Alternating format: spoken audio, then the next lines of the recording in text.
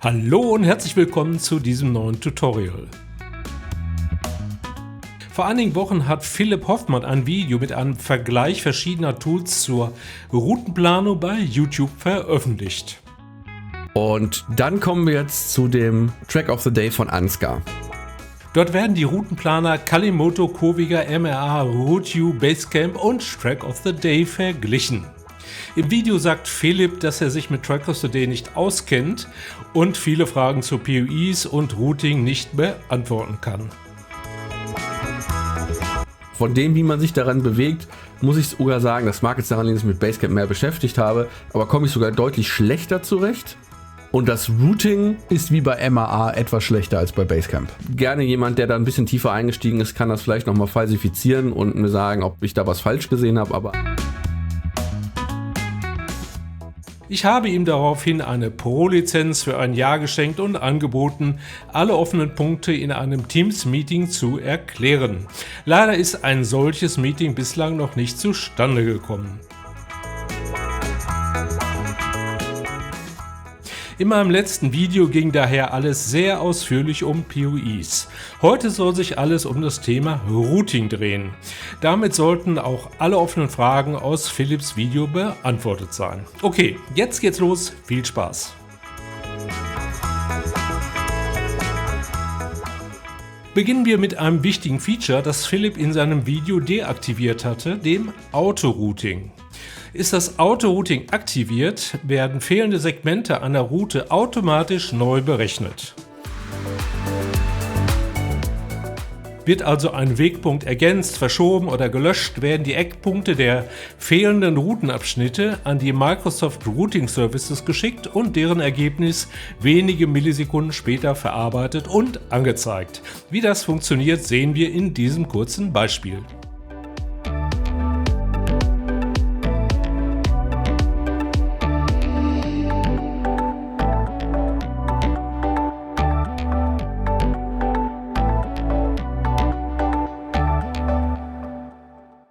Oberhalb der Liste der Routen wird ein Symbol mit einer Glühlampe angezeigt. Ist es grün, ist das Autorouting aktiv.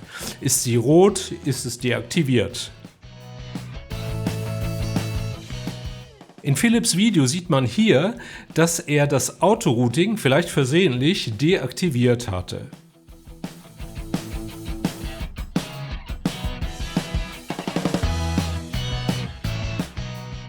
Beide Einstellungen sind allerdings sinnvoll. Ist auf Reisen die Internetanbindung in einem abgelegenen Hotel sehr langsam, kann es vorteilhaft sein, das automatische Routing zu deaktivieren. Man kann dann alle Routenpunkte völlig frei einfügen, verschieben oder löschen, ohne auf die Ergebnisse der Routingdienste warten zu müssen. In der Standardeinstellung ist das Autorouting immer aktiv. Wer es weiß, erkennt es sofort an der Farbe der kleinen Glühlampe.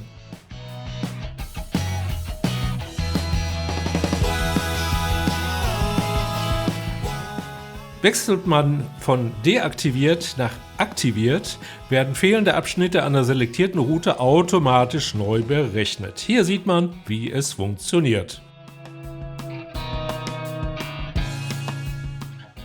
Track of the Day verwendet die Microsoft Routing Services. Diese stehen in zwei Varianten zur Verfügung und ermöglichen allerlei Parameter, um das Routing zu steuern. Schauen wir uns dieses Routing genauer an.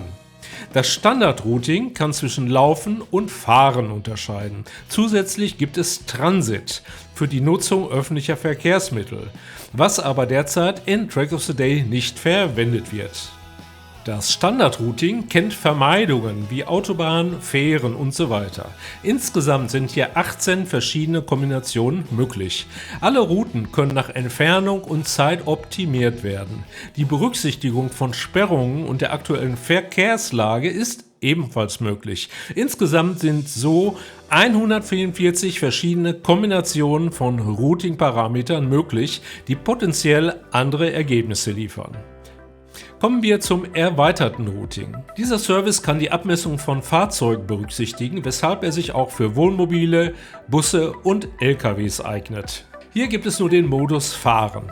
aber insgesamt 288 mögliche Kombinationen bei den Vermeidungen. Dieser Dienst kann nur nach Zeit und Verkehr optimieren. Daraus ergeben sich also 576 Varianten für die Parametrisierung, die jeweils unterschiedliche Ergebnisse liefern können. Alle Parameter findet man in den Routing-Profilen von Track of the Day. In den Werkseinstellungen sind einige der gängigsten Kombinationen zusammengefasst. Man kann sie aber beliebig ändern. Für dieses Video habe ich einige Routen vorbereitet. Alle starten in München und führen zum Hotel Rebstock in Luzern. Dort habe ich 2 Jahre lang gewohnt und kenne die Umgebung richtig gut. In den Infopages findet man unter anderem die Routenplaner von Kalimoto, Coviga und MRA. Für dieses Video habe ich mit allen 3 Routenplanern Routen von München nach Luzern berechnet und die Ergebnisse als Track exportiert. Dank der Integration dieser Routenplaner werden alle exportierten Tracks automatisch in Track of the Day geöffnet. Wie das funktioniert, sehen wir hier. Schauen wir uns nun das Routing mit Kalimoto näher an. Hat man Start und Ziel eingegeben, stehen 4 fest definierte Routing-Algorithmen zur Verfügung. Es gibt die Profile Schnell, Schnell ohne Autobahn, Kurvig und Super-Kurvig. Bei meinen vielen Tests haben Kurvig und Super-Kurvig allerdings häufig identische Ergebnisse geliefert. Die Tracks der fertigen Routen sieht man hier.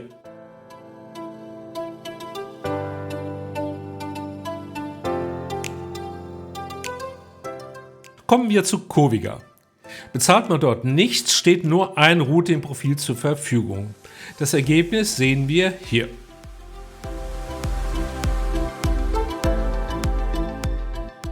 MRA berechnet automatisch mehrere Varianten, falls dies möglich ist. Die Ergebnisse sehen wir hier ebenfalls.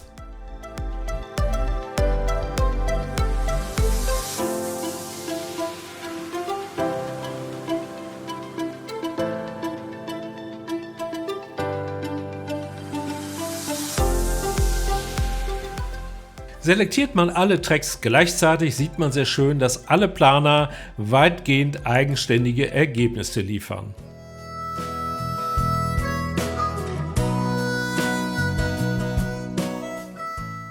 Kalimoto hat 4 Routen mit 19, 152, 268 und 297 Kurven berechnet.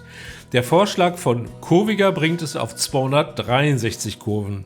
MRA schlägt Routen mit 294, 315 und 492 Kurven vor. Vergleicht man die schnelle Kalimoto-Route mit der längsten MRA-Route, stehen schlanken 370 Kilometern satte 755 Kilometer gegenüber. 2 völlig unterschiedliche Ergebnisse, die man kaum noch miteinander vergleichen kann. Wer gern weite Umwege fährt, ist also gegebenenfalls mit MRA ganz gut bedient. Schauen wir uns nun an, welche Routing-Möglichkeiten es bei Track of the Day gibt. Die Testroute habe ich mit den verschiedenen vordefinierten Routing-Profilen berechnen lassen. Beginnen wir mit dem Ergebnis des Routing-Profils Schnell. Hier finden wir lediglich 26 Kurven, die sich über 367 Kilometer erstrecken. Der Grund ist ganz einfach, hier wurde die Nutzung der Autobahn erlaubt. Schauen wir uns das zweite Ergebnis an. Das Profil Kurvig hat 220 Kurven berechnet, die sich über 365 Kilometer verteilen. Das Profil Superkurvig liefert 214 Kurven bei 354 Kilometern. Das erweiterte Routing liefert bei Nutzung der Autobahn 25 Kurven mit 426 Kilometern. Verbietet man die Autobahn, muss man ein Zwischenziel setzen. Damit kommt diese Route auf 301 Kurven auf 388 Kilometern. Erstellt man aus allen Tracks und den Routen, die Track of the Day berechnet hat, jeweils ein Routing Overlay, sieht man, dass alle Routenvorschläge sehr verschieden sind. Es gibt hier kein Gut und kein Böse. Jede Route hat individuelle Stärken und Schwächen. Bei einer heterogenen Gruppe mit Motorradfahrern unterschiedlichen Alters und verschiedenen Motorrädern wird jeder seinen individuellen Liebling finden. Ein Patentrezept für eine super Route, die einfach alles in den Schatten stellt und die jeder mag, gibt es leider nicht. Will man eine Route, die zu den eigenen Wünschen passt, muss man sie selbst erstellen oder aus den angebotenen Varianten auswählen, was einem gefällt. An dieser Stelle spielt Track of the Day seine Stärken aus. Schaut man die Routen im Detail via Google Street View an und vergleicht die Höhenprofile über den Inspektor, bekommt man schnell ein Gefühl dafür, was man mögen wird und was eher nicht. Wer dazu keine Lust hat und wem das alles zu kompliziert ist, muss leider damit leben, dass er einfach irgendwo entlangfahren wird und fast alles dem Zufall überlassen bleibt. Das kann man natürlich machen, ich selbst bin aber bevorzugt selbstbestimmt unterwegs. Spannend ist die Visualisierung geplanter Routen mit der Integration von Map Channels. Wie das funktioniert, sehen wir hier.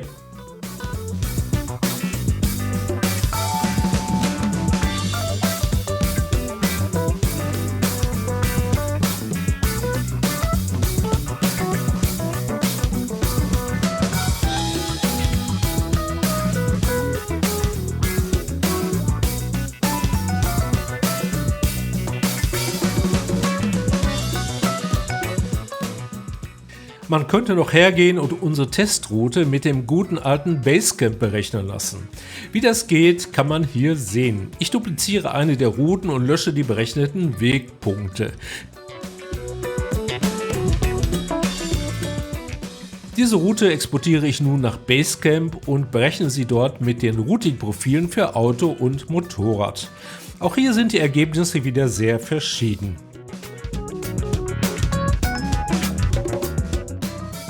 Weil Basecamp inzwischen uralt ist, hat man keinerlei Möglichkeiten, Routen im Detail mit Google Street View, einem 3D-View oder Luftbildkarten anzuschauen. Für mich ein No-Go und der Grund, Basecamp nicht mehr zu benutzen.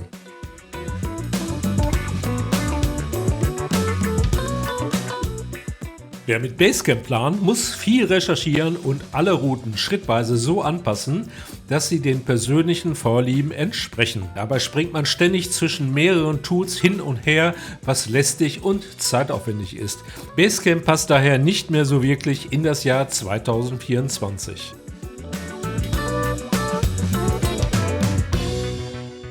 Alles, was man in Basecamp sieht, ist, wo man vielleicht entlang fahren könnte. Ob Pässe geöffnet oder Straßen gesperrt sind, sieht man nicht.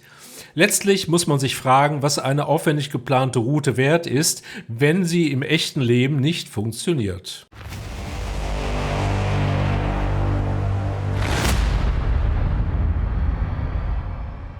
Schauen wir uns unsere Routen im Routeneditor etwas genauer an. Man sieht die Wegpunkte Start und Ziel. Die Route hat nur ein Segment, das in einer Liste beim Startpunkt angezeigt wird. Man könnte sich nun fragen, warum diese Liste nur einen Eintrag hat. Ich wechsle jetzt zu meinem Routing-Profil individuell und berechne die Route neu. In diesem Routing-Profil wird das Standard-Routing verwendet. Der Routing-Modus ist Fahren und alle Vermeidungen sind deaktiviert. Bei den Präferenzen ist Abschnitte individuell verwalten eingestellt. Bei den Optimierungen finden wir Zeit und Sperrungen vermeiden.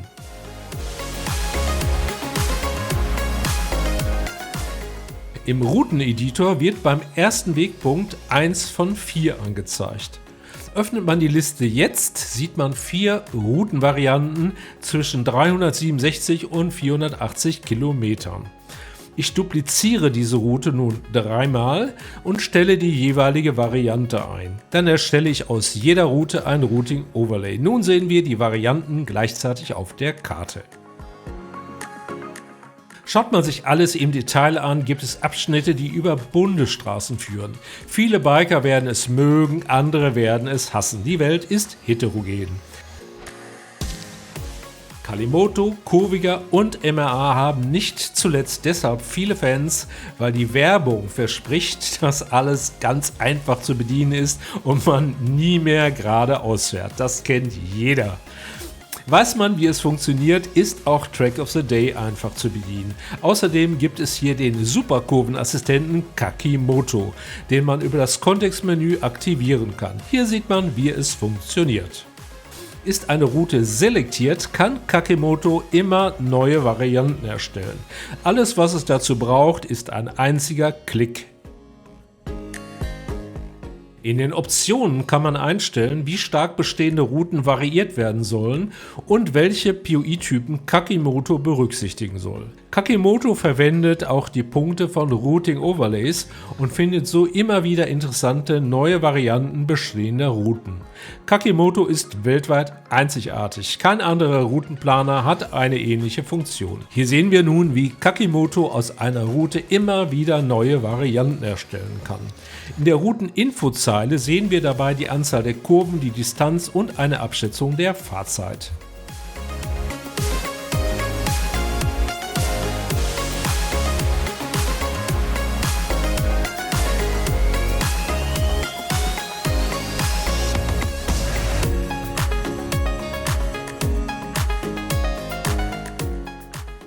So cool Kakimoto und viele Automatismen auch sind, ich persönlich erforsche und plane lieber auf eigene Faust. Wenn es mein Terminplan zulässt, mag ich kleine Straßen mit wenig Verkehr. Um Routen zu erstellen, wie ich sie mag, schaue ich mich häufig entlang berechneter Varianten um und suche gezielt mit Google Street View und den Karten von Michelin oder Top Plus nach landschaftlich reizvollen Nebenstraßen. Dann verwende ich die Gummibandfunktion, um alles so anzupassen, wie es mir gefällt. Hier sieht man, wie es funktioniert.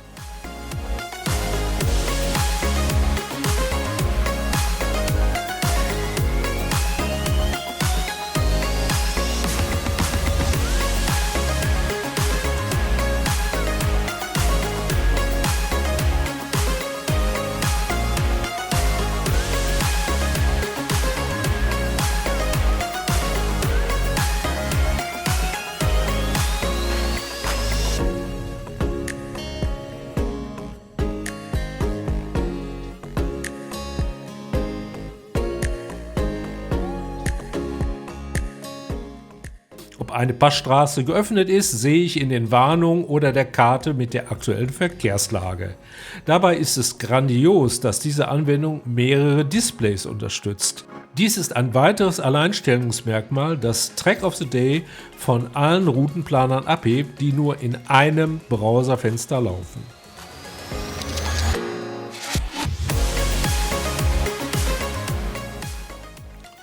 Routen individuell zu planen ist ein klein wenig aufwendiger, aber am Ende des Tages hat alles eine persönliche Note und entstammt keinem Algorithmus. Außerdem ist die Beschäftigung mit dem Reiseziel für mich stets eine große Vorfreude.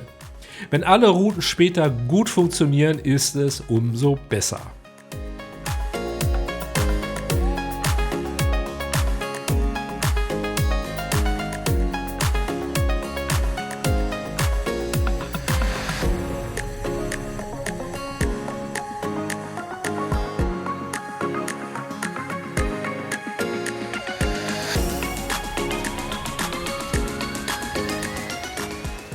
Abschließend möchte ich noch auf die Varianten zurückkommen. Gibt es in einem Routing-Profil keine Einschränkungen, können die verwendeten Routing-Dienste bis zu 4 Varianten liefern.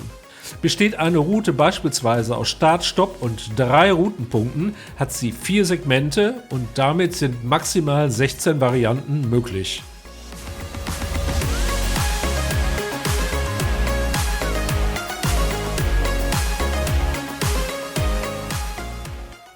Um die Varianten auszuwählen, öffnet man die Route im Routeneditor. Hier sieht man sofort, zu welchem Abschnitt es Varianten gibt.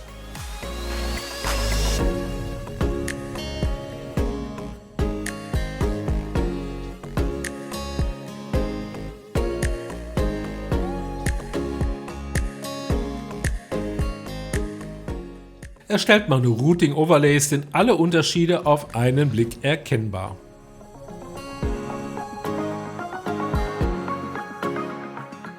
Im Routing-Profil kann man eine Präferenz einstellen. Jede Präferenz ist eine der 4 möglichen Varianten. Man muss beachten, dass Varianten nur berechnet werden, wenn es keine Einschränkungen wie Autobahn vermeiden gibt. Die Liste der Präferenzen hat immer 5 Elemente. Das oberste Element ist Abschnitte individuell verwalten benannt. Ist dieser Eintrag im Routing-Profil ausgewählt, werden bei jeder Berechnung eines Abschnitts einer Route bis zu 4 Varianten geliefert. Im Routeneditor kann man dann nach Belieben auswählen, was gefällt. Soll eine der Varianten automatisch ausgewählt werden, stellt man kürzere Zeit bevorzugen, schnellere Routen bevorzugen, ausgewogenes Routing bevorzugen oder kurvenreiche Routen bevorzugen ein. Bei jeder Berechnung eines Abschnitts einer Route wird die Anzahl der Kurven, die Distanz und die zu erwartende Fahrzeit ermittelt. Durch die Kombination dieser Ergebnisse wird dann eine der Varianten automatisch ausgewählt. Ist ein Abschnitt zwischen 2 Routenpunkten kurz und gibt es keine Alternativen, ist in der Regel nur ein Ergebnis möglich und es wird dann immer nur dieses eine Ergebnis verwendet. So ist es zu erklären, dass es mitunter keine Unterschiede zwischen schnell, kurvig und superkurvig gibt.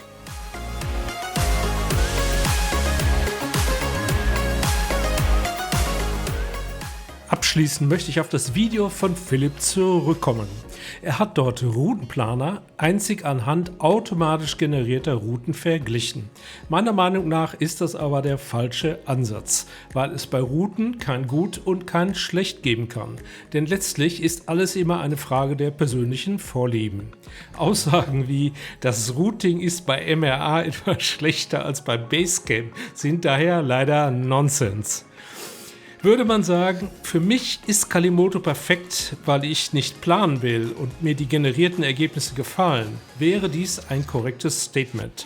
Dennoch wäre es für ein Ranking von Routenplanern ebenfalls unbrauchbar. Will man Routenplaner objektiv vergleichen, muss man Aspekte wie Usability, verfügbares Kartenmaterial, Berechnungszeiten, Flexibilität bei der Nachbearbeitung, Möglichkeiten für den Export und vieles mehr einfließen lassen. Aber auch dann kann es keinen echten Gesamtsieger geben, denn alle Routenplaner funktionieren auf ihre Art und Weise gut und erfüllen die Ansprüche der Nutzer, die sie lieben. Trackers Today integriert 4 der von Philipp vorgestellten Routenplaner. Dabei ist es gar nicht die Frage, welcher davon der beste ist, sondern welchen man am liebsten verwendet. Wenn dir dieses Video gefallen hat, freue ich mich über einen Daumen nach oben und ein Abo. Wenn du die kleine Glocke anklickst, wirst du künftig benachrichtigt, wenn es neue Tutorials zu Track of the Day gibt. Herzlichen Dank fürs Zuschauen und bis bald.